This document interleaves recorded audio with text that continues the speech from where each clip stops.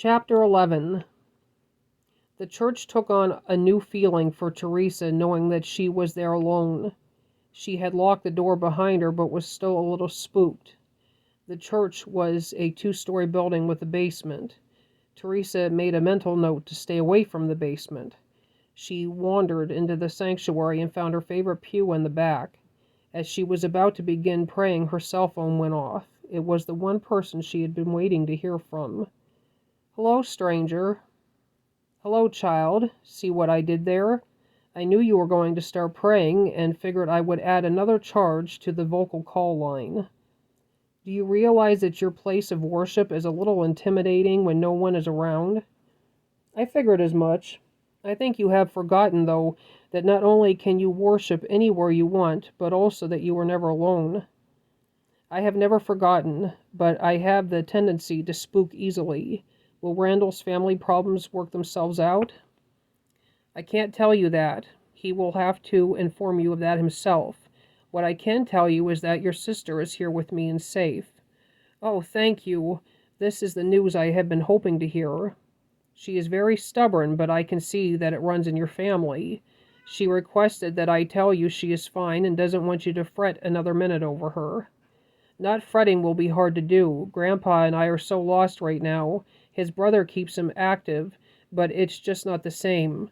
I honestly feel more alone than I have in a long time. I had really hoped to try and form a better relationship with my sister." "It's okay to know what you want, or what you wanted, but you have to also learn to live with what you have. Your grandfather was right when he said that you two need one another, now more than ever. Stick with him and continue to bond." "What are the odds that this year will get any better?" "I can't tell you that either. You will just have to wait and see." "Can you at least tell me why you chose to call me in the first place?" "I saw you were in much despair. You took a chance on me as much as I took a chance on you. I had a feeling that if given time and pointing you in the right direction, you would be able to spread the word for me. I'm so honored that you would choose me from so many others. Like I said in the past, your calls mean the world to me. I have even gotten used to the 3 a.m. wake-up calls," Teresa said with a laugh. "Well, that is why I wanted to get in contact with you, not only to remind you that you aren't alone, but to tell you that I will not be calling you anymore." "What? Why? I don't understand." "Remember, I told you in our last conversation that this wasn't forever." "I know that, but I don't know what I will do if you no longer call me. I will have nothing to look forward to." "Sure you will. You will look forward to time well spent with your grandfather. You will look forward to time spent in this place with Randall. And you will look forward to the times that you have in silence just thinking to yourself. Everything is changing and happening so fast. This year has started out on the wrong foot already. I feel like I have nothing to look forward to, and now this. Please don't be sad, child. All good things must come to an end, but there is always some good in the world, always someone for someone else, and new beginnings. Never give up on the light that you carry in your heart. You have the power to help others and save them. I'm going to miss hearing your voice." "You will still hear from me. I will just sound a little different."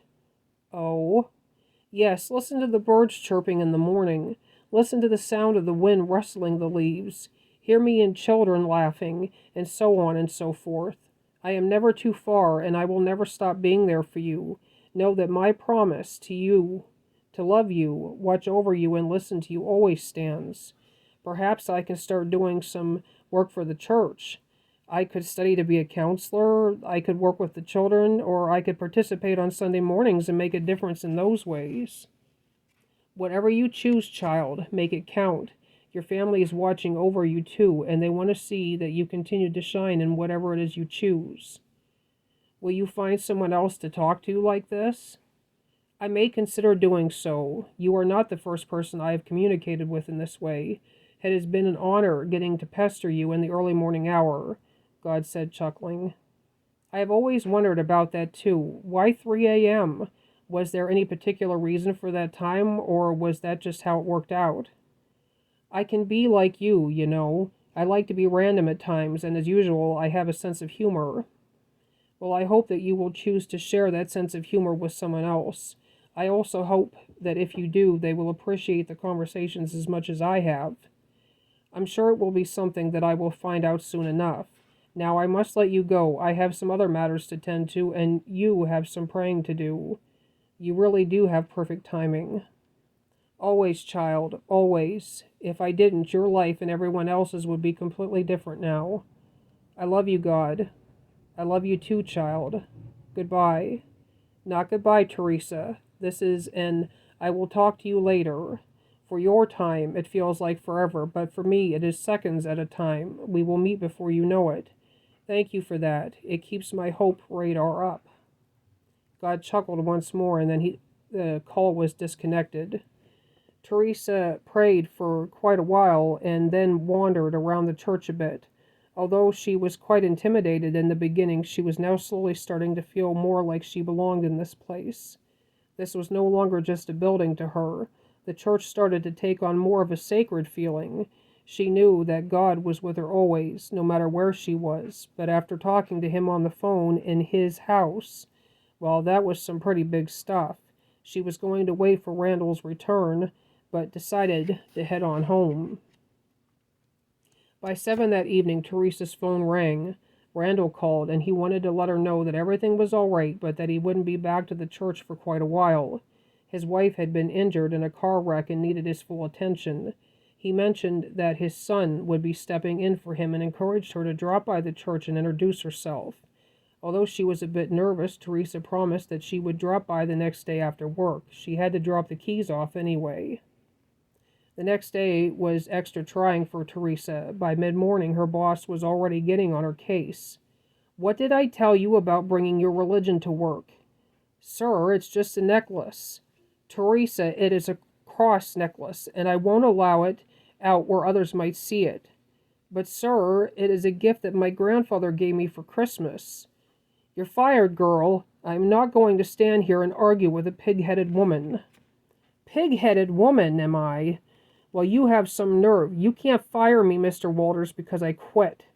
With that, Teresa grabbed her few belongings, went to the break room to punch out, and walked out into the afternoon sunshine to her Tahoe. I'm a pig-headed woman. I'll show him a pig-headed woman. Can't even wear a cross necklace to work. The nerve of that man, and what? Does he think he is God? Highly doubtful. Teresa backed out and drove to the church. Partway there, she remembered that Randall's son would be there. She didn't care, though, because she needed to pray in a place where she could be closer to God. Not that her apartment wouldn't do, but she did feel closer to God at the church. Plus, she had promised Randall that she would stop by after work to meet his son and drop off the keys. Upon her arrival, she was immediately greeted by the handsome man himself. Hi, ma'am. I'm Jesse Jones.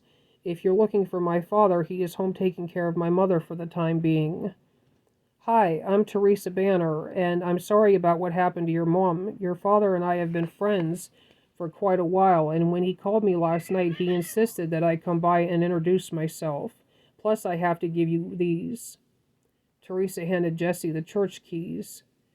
Beyond introductions and key returning, I also came by to pray in the sanctuary. It has been a really bad day, and I just really need God right now.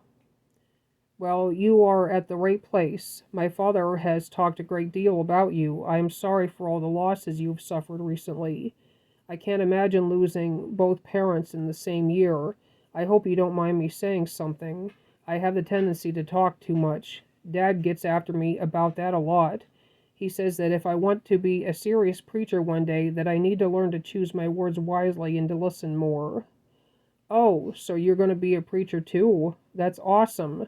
Have you started your schooling yet? How long have you wanted to preach? I'm in the process of getting my license. I've been studying and taking courses at the local Bible school here. It has been such a wonderful experience. Should be about 6 more months, and then I will be certified. I have wanted to be a preacher for as long as I can remember. I was always fascinated watching my dad on Sunday mornings, and my mom and I would also go with Dad sometimes when he had to travel for work. It is such a fulfilling and humbling job. That is really cool. It's good to know that someone will have a job that he loves. I just got fired or quit my job. My boss is strictly against mixing religion and business. I think that when you can't wear a cross necklace to work, there is definitely a problem.